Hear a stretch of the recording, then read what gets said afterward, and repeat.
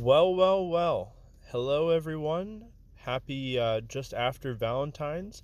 And as may have been a surprise for some of you, I know it was a surprise for me, we have some reveals.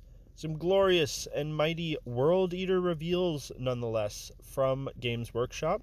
We have, of course, the brand new Horus Heresy Angron model, and possibly more excitingly, a Lotara Sarrin model for the first time ever, as far as I'm aware. So, without further ado, let's just jump in and talk about these models and see what I think about them, and share my thoughts and go through them with you guys. So the article starts off with this bit here: as the Horus Heresy ground on and the influence of the primordial annihilator swept over the traitor hordes, the Primarchs who followed the War Master into his madness began to warp and change. Fulgrim earned his new transfigured form during the events of Angel Exterminatus, but for the Master of the World Eaters, it wasn't his decision to become infused with the bloodthirsty madness of Lord of Slaughter. It was, as with many things during the heresy, all Lorgar's doing. So, of course, as we know, it was Lorgar, somewhat against Angron's will, that basically turned him into the Blood God's champion, a demon prince of Khorne. Angron's next appearance on the front lines was as a radically changed being, infused with demonic strength and all-encompassing rage. A being that has now joined the Age of Darkness with a glorious new miniature. Angron Transfigured represents the Primarch in the closing months of the Horus Heresy, fully in the grip of the Blood God and ready for his fateful duel with Sanguinius before the Eternity Gate. This monstrous resin miniature is dripping with sharp details, from the ragged battle-worn wings on his back to the many chains and skulls hanging about his person. Unusually for a Primarch, his weapons hold no names nor special provenance, as Angron cared little for what he killed with, so long as the blades of the Red Angel, they were just as mutated and twisted as he was. Now let's take a pause from the reading here and take a good look at our bad boy here. So, of course, this is going to be compared to the 40K version of Angron, because as with like the Fulgrim one, they now have two versions of these, one for 40K and one for Horus Heresy.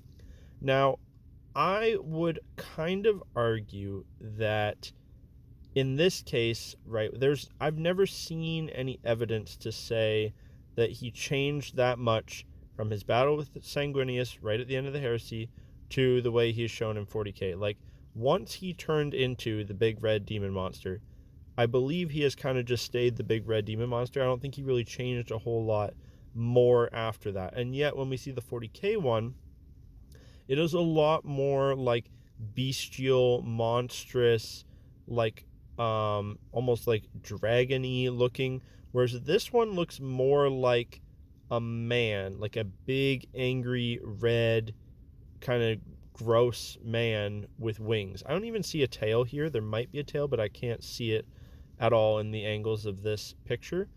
So I'm wondering why these ones look so different, like proportionally, like he's much more upright and long and slim, whereas in his 40K one he's much more hunched over, big, thick, jacked, swollen with muscle.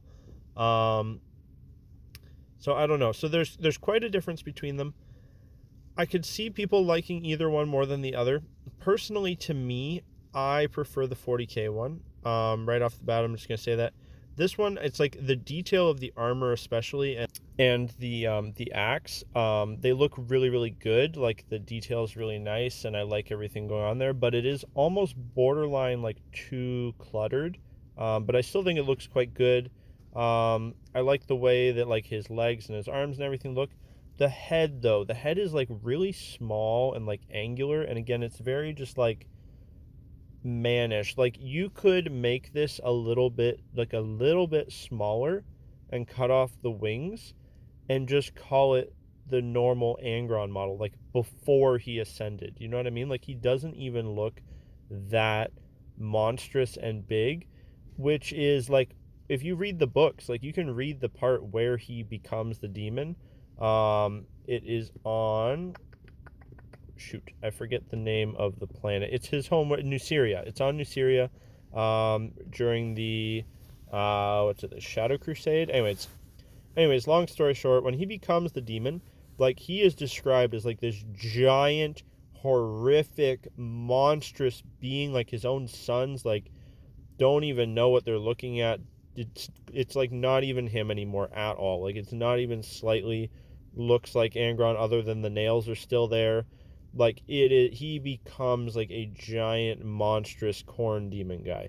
It's not a slightly bigger, redder Primarch with like literally just like a very chiseled jawline, angular man's face and some wings. So yeah, to me, the 40k one much more represents what he looks like in the lore, like what he's described as. So, like I said, I can appreciate this one, and I can appreciate people liking this one more. Like, the detail is always seems to be kind of knocked out of the park on the Forge World models, the big resin models. Same with the Fulgrim one. But yeah, I don't know. Like, I know that they had to make it a bit different. Otherwise, it's like, well, why wouldn't you just buy the why wouldn't you just buy the cheaper 40k one? But yeah, I don't know if I love this direction they went in it. For me, I'm happy with mine that I have, especially with its nice helmet upgrade from Lord of Skulls. Go get one yourself from his lovely shop. But yeah, for me personally, it's definitely the 40k one. I prefer that more monstrous, demonic look of him. Funny enough, for the Fulgrim model, unrelated, I'm actually kind of like 50-50 on them. Like, I don't mind either of them. I think that the Forge World one is a little bit better, but like, if I was starting an Emperor's Children army, I would be totally happy with the 40k one. I'd probably just use the helmet option. But yeah. All right, so moving on from Angron, giving my thoughts on that. I think it's cool. Like, I'm happy that it exists for people that like it, but for me, definitely the 40k one I like more.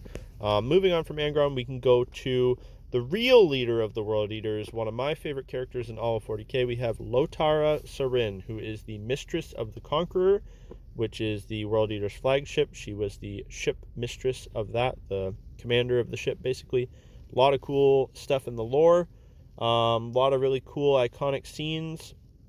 We have Lotara Sarrin as a model. What do we think? Well, I think several things. So, kind of in the same vein as Angron, basically like everything from the neck down. I'm not sure how I feel about the pose and with a sword. I don't recall her ever wielding a sword at all in the books I read with her. She's much more of a ship commander, battlefield commander, maybe. I don't think I ever heard of her being on an actual battlefield, just the ship. So not sure what's up with this. But yeah, like I said, like the little details, like on the knees with little World Eater symbols, and like just the whole outfit in general, like it's a very nice. She is just wearing in just like a normal like, Navy officer outfit in the lore, so that's totally fine. Yeah, I love the details on the knees, especially little World Eater symbols. I mean, it's a pretty simple miniature, right? It's just a little human. Not sure what's up with the like Chaos Sword though. That's kind of random, but I mean, she could have just been holding her pistol, which she used a pistol in the lore. But that's fine. The head is kind of a miss. Like, it's not really how she looks in the artwork. Doesn't even really look that like female, which we know that, right? Like, GW's always kind of done some wonky female faces, especially. But so yeah, I think maybe they could have done a better head. And there probably are some better heads you could just swap that for, like some other good female human character-sized heads you could swap that out for. No problem. But yeah, I might actually get the Lotara model. I'm not fussed on the Angron one, but yeah, I definitely like the Lotara one more just because of who it is, and we don't have any alternative. That's what you got. So yeah, that's my thoughts overall. Let me know what you guys think.